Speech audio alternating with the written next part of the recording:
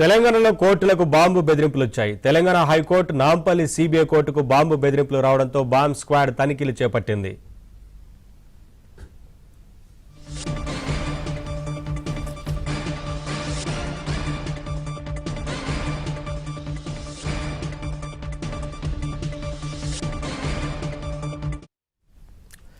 తెలంగాణలో కోర్టులకు బాంబు బెదిరింపులు వచ్చాయి. తెలంగాణ హైకోర్టు నాంపల్లి సిబిఐ కోర్టుకు బాంబు బెదిరింపులు రావడంతో బాంబ్ స్క్వాడ్ తనిఖీలు చేపట్టింది.